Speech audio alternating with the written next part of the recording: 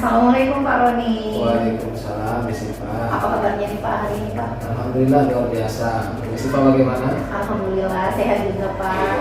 Pak, saya kesini tujuannya untuk melakukan wawancara tentang penjelasan kami tentang pengambilan keputusan yang berbasis nilai-nilai kebajikan. Mohon izin waktunya sebentar ya Pak, ya boleh ya Pak? Boleh, silakan. Baik Bapak, selama ini kan tentunya Bapak selama Bapak memimpin ya pernah menemui kasus-kasus yang merupakan kasus dilema etika dan juga kasus yang merupakan wujudan moral. Nah itu bagaimana cara Bapak mengidentifikasi kasus yang merupakan dilema etika dan juga kasus yang merupakan wujudan moral? Ya, dilema etika, kalau nggak salah saya itu apa ya? Ketika berhadapan baik dengan baik, kebaikan dengan kebaikan ya, kasus yang dua sisinya baik dua. Sedangkan kalau rujukan moral itu hitam putih ya, jadi satu baik, satu buruk. Nah, perjalanan saya ketika memimpin, apa yang saya lakukan untuk mengidentifikasi apakah kasus itu termasuk dilema etika atau rujukan moral? Sebenarnya ada dua hal. Yang pertama itu adalah rule, aturan. Nah, saya akan menjadikan aturan sebagai salah satu faktor untuk mengidentifikasi masalah itu. Jadi kita di Pancabudi kan ada rule, ada aturan sekolah, ada SOP, standar operasional prosedur. Ditambah ada keyakinan bersama kita di sini. Ini budaya kerja kita. Jadi dua hal itu menjadi patokan saya, pijakan saya untuk mengidentifikasi apakah masalah itu termasuk di ranah dilema etika atau di ranah rujukan moral. Itu aja sih, Miss. Baik Bapak, berarti tadi Bapak mengidentifikasinya berdasarkan aturan dan SOP atau keyakinan bersama seperti itu Bapak ya. Nah jika Bapak dihadapkan nih dengan kasus-kasus yang di dalamnya terdapat dua kepentingan yang mempunyai nilai yang sama-sama benar ini Pak, sama-sama mengandung nilai kebajikan. Bagaimana Bapak menjalankan pengambilan keputusan terhadap kasus tersebut? Ya, karena ini kasusnya sama seperti makan buah si malakama ya. Iya benar kan? Dimakan mati ayah, tidak dimakan mati ibu. Artinya cara saya mengambil keputusan yang pertama, saya tetap beranjak dari aturan, rule, SOP yang berada. Baik pun dia kalau tidak sesuai dengan SOP, maka kita akan kesampingkan terlebih dahulu. Kemudian budaya kerja, budaya bersama. Kita di Pancabudi punya nilai-nilai budaya kerja kita, yaitu 7 nilai dasar yayasan. Jadi nilai-nilai itu sih. Kemudian yang terakhir, saya harus bisa menerawang, macam dukunnya, menerawang dampak baik buruknya, dampak panjangnya, dampak jangka panjangnya dari dua sisi tadi. Kan sama-sama baik. Saya harus bisa menerawang kebaikan yang poin 1 tadi, seberapa besar dampaknya ke masyarakat, sekolah khususnya. Jadi ada siswa, ada guru, ada orang tua. Jadi ketika dapat dampaknya, saya tentukan dan saya akan pilih dampak yang jangka panjangnya paling baik. Itulah ini. Ternyata dalam pengambilan keputusan tersebut selain aturan, budaya kerja yang berdasarkan KJB yang Bapak sebutkan tadi, juga mempertimbangkan ya Pak dampak panjangnya ke depan seperti itu ya Bapak ya. Nah dalam pengambilan keputusan biasanya itu kan Pak ada langkah-langkah yang harus dilakukan. Langkah-langkah seperti apa yang biasanya Bapak lakukan? Ya tahapan ya. Iya tahapan. Langkah atau tahapannya yang saya lakukan, yang pertama tadi saya akan merujuk kepada aturan dan budaya kerja bersama di sekolah kita. Kemudian tahapan yang kedua, saya akan mencari data dan fakta yang benar-benar dapat dipertanggungjawabkan. Jadi ada mencari data yang faktual ya, fakta-fakta yang terkait tentang dua dua sisi tadi, dua kasus tadi yang berbeda. Setelah itu saya akan mengidentifikasi, menganalisa data-datanya, kemudian ya, tadi saya coba bayangkan di antara dua kasus tadi mana dampaknya yang paling besar untuk jangka panjang. Dampak kebaikan sudah pasti ya, dampak kebaikan yang paling besar untuk jangka panjangnya. Setelah itu baru saya akan ambil keputusan. Nah, mana yang akan saya ambil keputusan yaitu adalah yang memiliki dampak jangka panjang yang paling besar bagi masyarakat sekolah kalau dia kasusnya di sekolah. Nah setelah itu ada semacam konfirmasi ya. Konfirmasi bahasa saya, kalau salah mohon dikoreksi. Konfirmasi ini tentang keputusan. Jadi pihak-pihak yang terkait itu wajib tahu gitu ya, kenapa saya menentukan keputusan itu. Misalnya guru harus tahu ketika saya menentukan satu kebijakan dari masalah tadi. Jadi ini konfirmasi. Setelah itu baru ya sudah berjalan biasa gitu. Berarti ada langkah-langkah yang tadi Bapak jelaskan, yaitu tentang yang pertama itu tentang aturan dan budaya kerja, langkah yang pertamanya, kedua itu mencari data-data faktual ya Pak, yang kemudian mengidentifikasi, kemudian mempertimbangkan lagi efeknya tadi ya Pak, baik jangka panjang, kemudian mengambil keputusan, dan yang terakhir konfirmasi kepada pihak yang terkait keputusan tersebut. Terkadang kan Pak, ada hal-hal yang efektif dan tidak efektif untuk dilakukan dalam pengambilan keputusan. Hal-hal apa saja yang Bapak anggap efektif dalam pengambilan keputusan terkait dilema etika? Ya, saya melihat hal yang paling efektif ketika saya dihadapkan dengan kasus yang dia masuk ke ranah dilema etika ini adalah pada saat saya mencari data dan fakta sebagai pendukung keputusan. Ini sangat efektif karena data yang valid akan menentukan keputusan itu baik atau buruk menurut saya. Jadi ini efektif. Yang tidak efektif apa? Ketika saya bermain rasa di sana. Tuh. Jadi rasa atau perasaannya itu akan membuat kita tidak objektif dan pencarian data juga tidak akan berjalan dengan baik. Itu sih Pak. Berarti harus ini ya Pak, datanya itu yang dicari itu benar-benar faktual, kemudian harus teruji nih kebenarannya atau kevalidannya sehingga dapat menentukan keputusan yang baik seperti itu ya Pak ya. Dengan mengesampingkan rasa terlebih dahulu ya Pak ya. Baik Pak, kemudian Pak, setiap pengambilan keputusan ini kan Pak tentunya adalah tantangan yang Bapak temui. Hal-hal apa saja nih yang menjadi tantangan bagi Bapak dalam pengambilan keputusan? Tantangan ya. Tantangan lebih dirasa, artinya lebih saya pada saat mengambil keputusan itu harus dituntut berada di posisi yang netral. Itu tantangan. Karena sering sekali perasaan kita akan mempengaruhi keputusan yang kita ambil. Misalnya ketika saya harus memutuskan di antara dua ide yang harus dilakukan di sekolah. Yang pertama ide dari Miss Sarifah, misalnya yang kedua ide dari Miss Hani misalnya ya. Saya dekat nih dengan Miss Hani, saya pasti akan lebih cenderung ke Miss Hani-nya. Nah ini tantangan, seharusnya ini nggak boleh. Jadi, tantangan untuk bersikap adil ini menjadi tantangan pribadi saya secara internal dalam diri saya sendiri. Karena apapun keputusannya, apalagi dia yang berbasis ataupun di ranah dilema etika ini, kita harus benar-benar netral. Berarti yang perlu diperhatikan di sini ya Pak, kita berusaha sebisa mungkin netral tanpa terpengaruh oleh kepentingan A ataupun kepentingan B seperti itu ya Pak. Jadi sehingga keputusan yang diambil tadi benar-benar merupakan opsi terbaik dari keputusan yang memang yang akan kita tentukan seperti itu ya Bapak ya. Baik Bapak, dalam kondisi tertentu nih kan ada kasus-kasus nih yang harus langsung nih ditangani, dan ada juga yang memang ada kasus tertentu yang mungkin butuh jadwal tertentu untuk penanganannya seperti itu. Apakah ada tatkala jadwal tertentu, tatkala waktu atau jadwal tertentu bagi Bapak dalam penyelesaiannya? Bentuknya itu atau prosedurnya itu seperti apa yang Bapak jelaskan? Iya, ada tidak jadwal dalam menyelesaikan kasus-kasus yang berkaitan dengan yang kita bahas tadi? Kalau saya sih relatif based on case.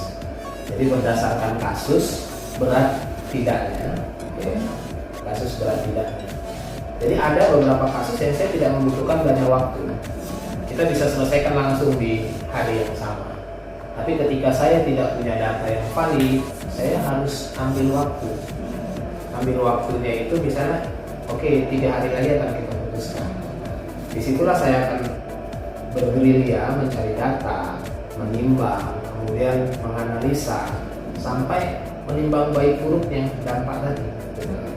Jadi tetap ada jadwal bagi beberapa kasus yang memang saya tidak punya data di sana. Itu sih. Baik Bapak. Nah, apakah ada nih Pak seseorang atau faktor-faktor yang memudahkan yang dapat membantu Bapak nih dalam pengambilan keputusan? Ya, ada. Kita di SD Pancabudi punya tim.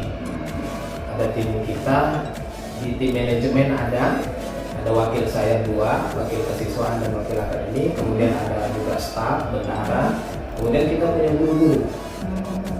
Jadi mereka adalah bahagian yang tidak bisa dipisahkan pada saat saya mengambil keputusan. Artinya mereka adalah sumber informasi juga, sumber informasi yang harus digali juga. Jadi saya akan melibatkan pihak-pihak tadi. Bapak sebutkan tadi yang mulai dari tim manajemen, Ya. guru, termasuk wali kelas, atau mungkin nanti kalau kasusnya itu ada menyangkut ke orang tua juga melibatkan orang tua. Iya, benar. Ya, Bapak, ya. Nah Pak, dari pembicaraan kita tadi nih Pak, dari kasus-kasus yang sudah Bapak hadapi, pembelajaran apa nih yang bisa Bapak dapat? Ya, pembelajaran dari kasus-kasus yang sudah pernah saya hadapi, itu yang pertama khususnya ya, ini yang berada di ranah dilema etika. Jadi pembelajaran pertama itu kita harus pahami bahwa tidak semua kebaikan itu berdampak baik. Karenanya kita harus memilih kebaikan yang membawa dampak baik di masa panjang untuk masyarakat yang ada. Ya, itu yang pertama pembelajarannya. Tidak semua kebaikan itu berdampak baik. Kemudian yang kedua, dalam memutuskan, sebelum kita memutuskan, ya, keputusan itu harus diawali dengan sikap berpikir positif. Jadi ini akan membuat kita lebih netral, lebih adil. Jadi nolkan semua, positifkan semua ketika kita mau menentukan sebuah keputusan. Jadi 2 hal ini menjadi pelajaran bagi saya selama saya diamanahkan menjadi pemimpin. Oh, seperti itu. Nah, jadi banyak sebenarnya ya Pak, ada pelajaran yang bisa diambil. Di antaranya tadi Bapak menyebutkan tidak semua kebaikan itu berdampak baik. Nah, jadi harus memikirkan tadi pertimbangan efek jangka panjangnya ke depan bagi banyak orang seperti itu Pak. Kemudian harus berpikir positif sehingga hasil keputusan itu dampaknya netral dan adil bagi pihak-pihak tertentu seperti itu. Nah baik Pak, sudah selesai pertemuan kita pada hari ini. Banyak tentunya banyak pelajaran yang bisa saya ambil dari Bapak dalam menentukan pengambilan keputusan-keputusan baik bagi saya di kelas nantinya seperti itu ataupun berada di lingkungan orang tua seperti itu. Terima kasih Pak. Ya, terima kasih kembali Miss Ipa.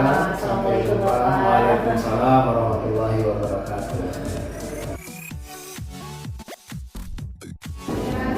Assalamualaikum Bapak. Waalaikumsalam warahmatullahi wabarakatuh. Apa kabarnya ini Pak yang mewakili kita? Alhamdulillah sehat, baik, luar biasa ini.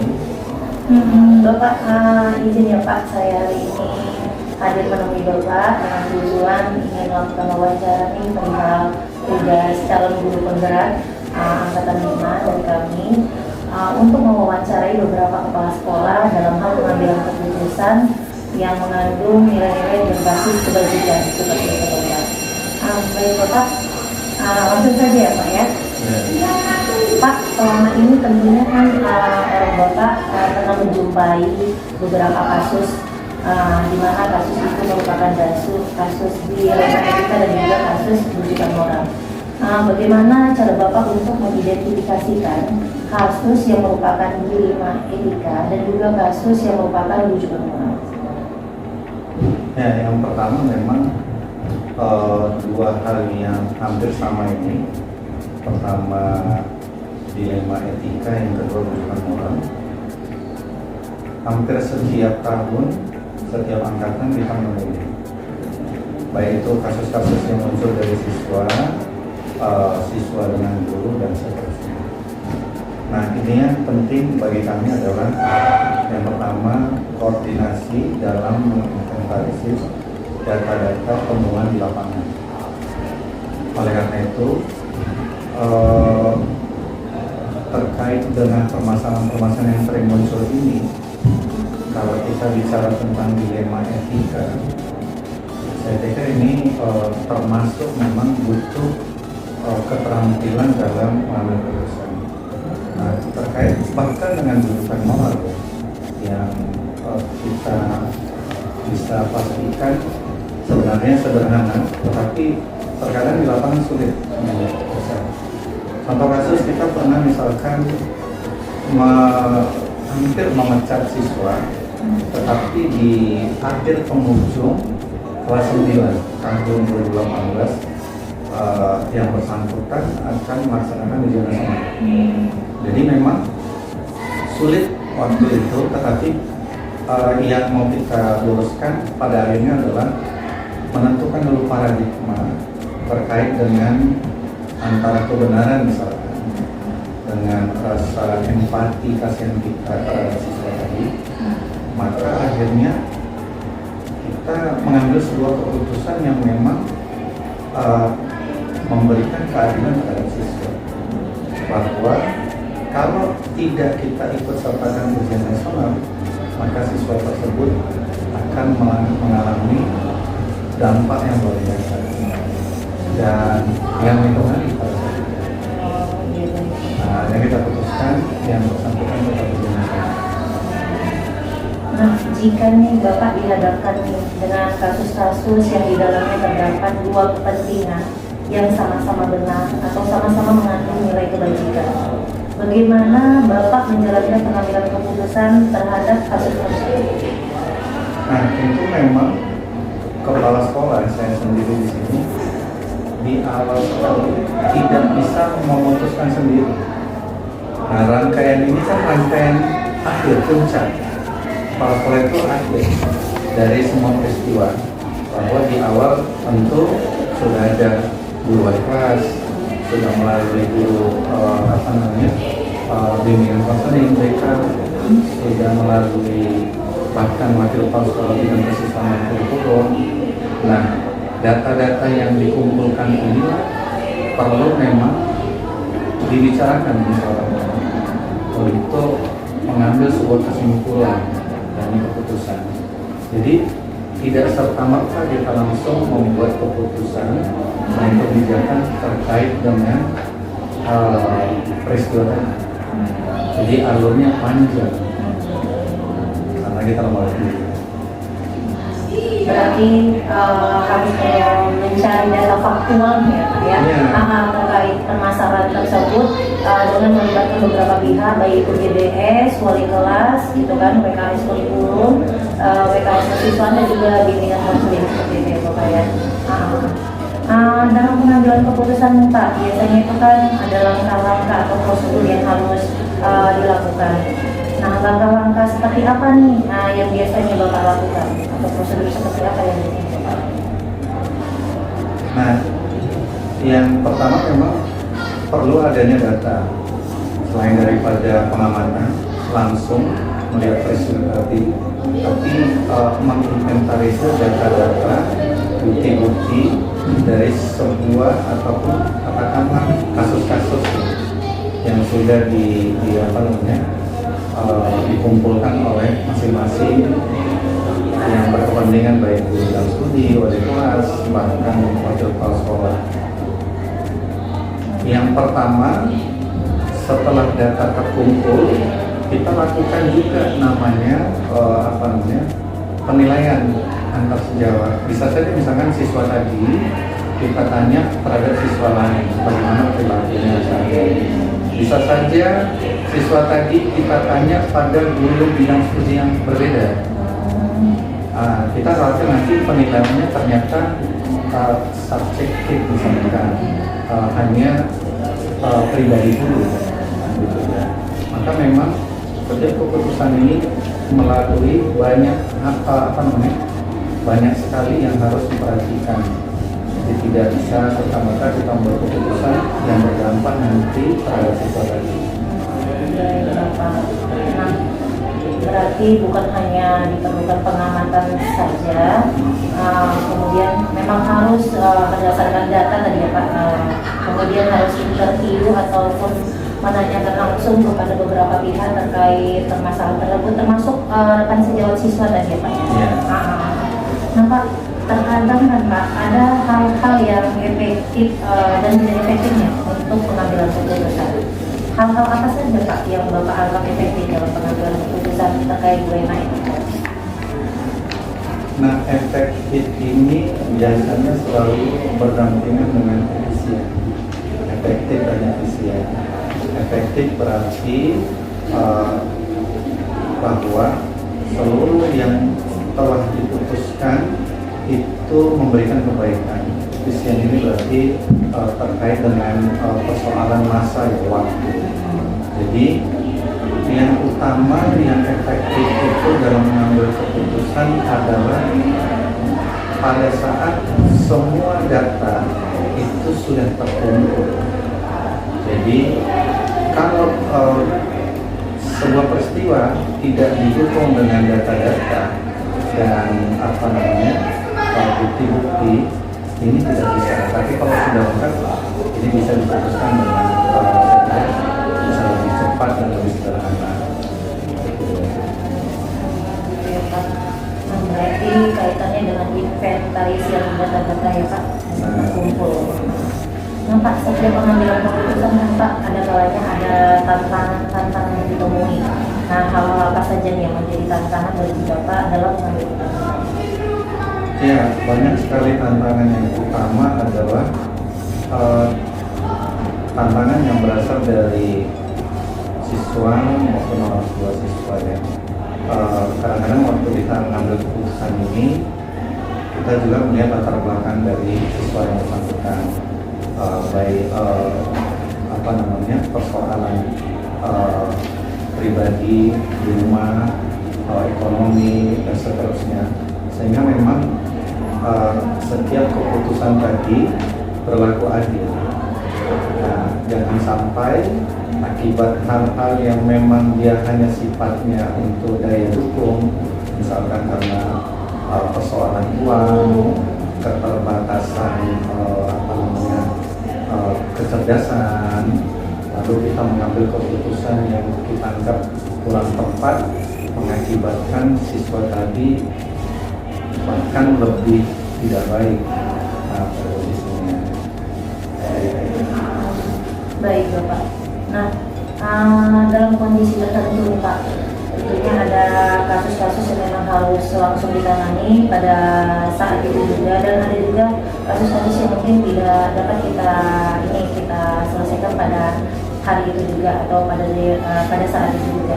Nah, apakah ada tatkala atau jadwal tertentu nih bagi Bapak dalam penyelesaiannya, dan bentuknya itu atau prosedurnya itu seperti apa yang Bapak jalankan? Ya, saat ini misalkan hampir semua ya komponen di sekolah itu, baik guru bidang studi, wali kelas, guru BK, wakil kepala sekolah, masing-masing punya buku siswa. Buku siswa ini bicara tentang nanti pencapaian-pencapaiannya, baik juga hal-hal yang menjadi rintangan, misalkan hari ini apa ketercapaian yang diperoleh siswa, apa saja yang belum. Nah, kalau ini sudah ada, saya pikir ini tidak perlu menunggu lama dan bisa diputuskan secara bersama-sama. Tapi kalau dia masuk pada kasus-kasus yang berat, misalkan yang memang membutuhkan banyak orang, itu memang keputusan ini juga harus cermat lebih melihat dari dampaknya. Jadi kalau ada misalkan kasus hoax, misalkan kasus bullying dan seterusnya yang memang bisa ditangani secepatnya, bisa ditangani. Alhamdulillah saat ini misalkan di SMP Pancabudi kita sudah melakukan waskat ya, pengawasan melekat melalui CCTV di tiap kelas. Artinya ini sangat membantu dan memudahkan salah satu faktor pendukung untuk memudahkan mengambil keputusan. Baik Bapak. Nah Pak, apakah ada nih Pak seseorang atau faktor-faktor yang dapat memudahkan ataupun yang dapat membantu Bapak dalam pengambilan keputusan dalam kasus dilema etika ini? Ya, sesuai dengan fungsi dalam struktur organisasi sekolah, delegasi dari tugas-tugas kepala sekolah ini kan masing-masing didistribusikan kepada wakil-wakil dan pegawai, karyawan, bahkan guru. Nah, inilah memang orang-orang yang memudahkan sebagai sebuah tim.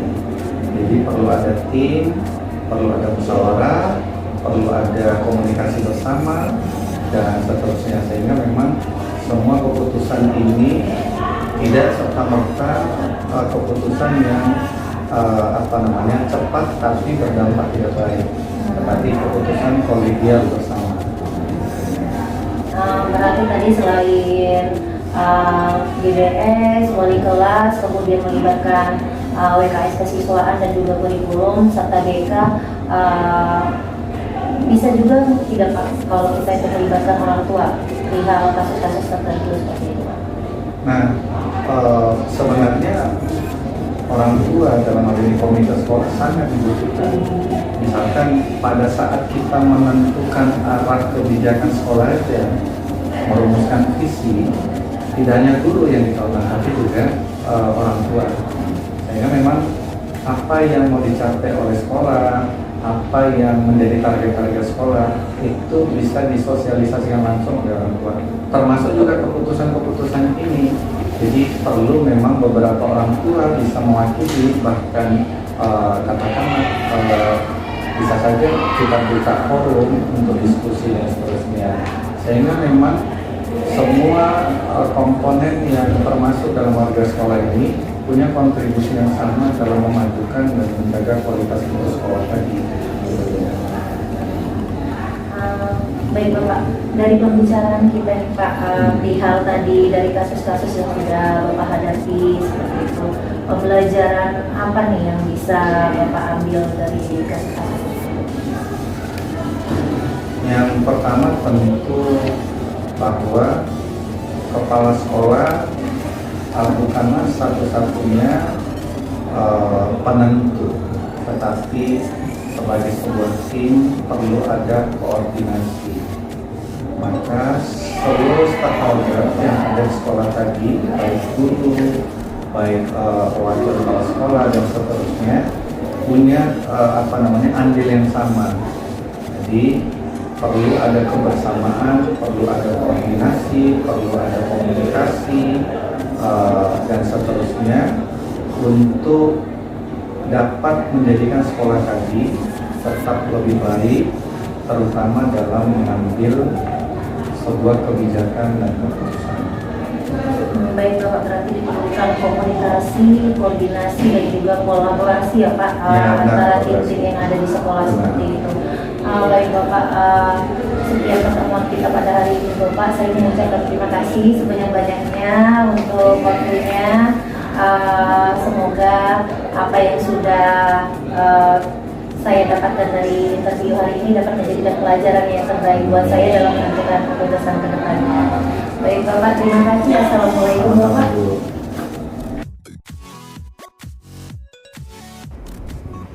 Assalamualaikum Pak Lukman. Waalaikumsalam warahmatullahi wabarakatuh. Apa kabarnya Pak? Bapak ini Pak? Alhamdulillah baik. Oh baik Bapak. Bapak, ada tujuan saya datang kemari yaitu untuk pelaksanaan tugas CGP, yaitu calon guru penggerak yang akan terima untuk mewawancarai kepala sekolah tentang cara pengambilan dan kemudian keputusan yang berbasis nilai-nilai kebajikan. Mohon izin waktunya sebentar ya Bapak ya. Baik Bapak, saya mulai saja. Ini Pak, selama ini tentunya Bapak pernah menjumpai kasus-kasus yang berupa dilema etika dan juga kasus-kasus yang berupa bujukan moral. Nah, bagaimana nih Bapak dapat mengidentifikasi kasus yang merupakan dilema etika dan juga kasus yang merupakan bujukan moral? Ya. Jadi ada beberapa hal yang perlu kita perhatikan. Yang pertama itu intensitasnya, apakah dia sering dilakukan atau jarang atau hanya sekali-sekali. Tapi kalau misalnya dia sekali-sekali terjadi, ini bisa kita surati. Kalaupun misalnya dia jarang, kita bisa sampaikan secara lisan. Tapi kalau sering, kita harus rapatkan kan gitu, agar kasus-kasus yang dilema etika ini tidak sering terjadi. Jadi itulah ya, kita lihat dulu investigasinya. Baik Bapak, nah jika di hadapan Bapak nih dihadapkan dengan kasus-kasus yang di dalamnya terdapat dua kepentingan yang sama-sama benar dan mempunyai sama-sama mengandung nilai kebajikan, bagaimana nih Bapak menjalankan pengambilan keputusan terhadap kasus-kasus tersebut? Jadi di antara pihak-pihak yang terkait, kita akan undang, kita laksanakan musyawarah untuk mencapai mufakat. Artinya kedua masalah ini dapat diselesaikan secara bersama-sama gitu, dengan musyawarah dan mufakat. Baik Bapak, berarti dengan mengundang dan melakukan musyawarah bersama ya Bapak ya, tentunya. Nah, dalam pengambilan keputusan itu Pak, biasanya itu kan Pak ada langkah-langkah ataupun prosedur yang harus dilakukan. Nah, langkah-langkah seperti apa nih yang biasanya Bapak lakukan? Biasanya kalau kita dihadapkan dengan masalah seperti itu, kita biasanya mengumpulkan data dulu, data kita kumpulkan, kemudian misalnya terlalu banyak, jadi kita filter, kita sort lagi, misalnya apa saja kriteria-kriterianya, kemudian setelah terfilter semuanya, barulah kita finalkan, kita ambil keputusan dalam musyawarah tadi.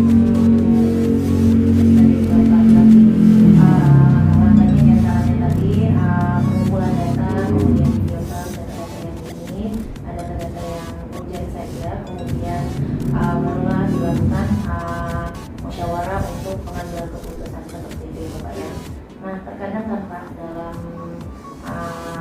pengambilan keputusan itu kan ada hal-hal nih yang efektif sama tidak efektif untuk dilakukan. Nah, menurut Bapak hal-hal apa saja nih yang Bapak anggap efektif dalam pengambilan keputusan di dilema etika? Di sekolah kita akan memperhatikan musyawarah dan mufakat, jadi paling efektif dalam hal menentukan dan mengambil keputusan itu adalah suara pribadi. Hasil kesepakatan musyawarah itu kita putuskan, karena keputusan bersama adalah keputusan yang terbaik. Baik Bapak. Nah, berarti kalau di tingkat sekolahnya Bapak ya, kalau yang menyangkut siswa itu hasil musyawarah itu tentunya melibatkan beberapa pihak ya Pak, mulai dari GBS-nya mungkin ya Pak, wali kelas, kemudian WKS bagian ke kurikulum kalau dia mengenai pendidikan, kalau misalnya ada bagian kesiswaan, WKS kesiswaan, dan berakhir di tingkat kepala sekolah seperti itu ya Bapak ya. Nah, tentunya semuanya itu harus berdasarkan suara keduanya seperti itu ya Bapak. Nah Pak, setiap pengambilan keputusan itu kan Pak tentunya ada tantangan Pak. Siapa ingin mengambil keputusan. Nah, itu hal-hal apa saja Pak yang menjadi tantangan bagi Bapak dalam pengambilan keputusan? Jadi selama ini yang menjadi tantangan kita adalah jika permasalahan yang kita hadapi ini melibatkan berbagai pihak, ya, tidak hanya di kita, pihak lain. Nah, pihak lain ini yang ada di luar sekolah, bisa satu, bisa dua, atau lebih gitu. Ini yang membuat kita kesulitan gitu. Ini harus betul-betul duduk bersama gitu. Dan ini bukan suatu hal dilaksanakan harus diambil keputusannya itu. Jadi dia masuk waktu yang agak lama. Nah, berarti kalau melibatkan berbagai pihak di sini, kalau untuk anak SMK itu bisa berkaitan dengan orang tua ataupun berkaitan dengan siswa-siswa dari sekolah lain seperti itu juga ya Bapak ya, yang umumnya terjadi di tingkat siswa untuk tingkatan SMK SMA seperti itu. Nah Pak, dalam kondisi tertentu nih kan ada kasus-kasus yang memang harus kita langsung tangani pada saat itu juga, dan juga ada kasus-kasus tertentu yang memang butuh waktu untuk penyelesaiannya seperti itu. Nah, bagi Bapak itu apakah ada tatkala atau jadwal tertentu dalam pengambilan keputusan dalam penyelesaian masalah itu, kemudian bingung mana tadi? Oke, Ada tanya. terima kasih sudah.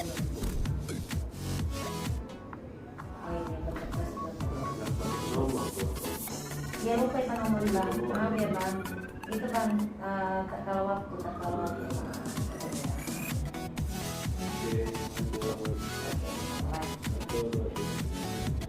Nah, dalam kondisi atau keadaan tertentu, kadang-kadang kan ada masalah-masalah yang bisa langsung kita tangani pada saat itu juga, yang memang harus diselesaikan karena sifatnya urgent kalau yang memang harus pada saat itu dilakukan, dan ada juga yang memang harus membutuhkan jadwal atau waktu tertentu seperti itu untuk penyelesaiannya.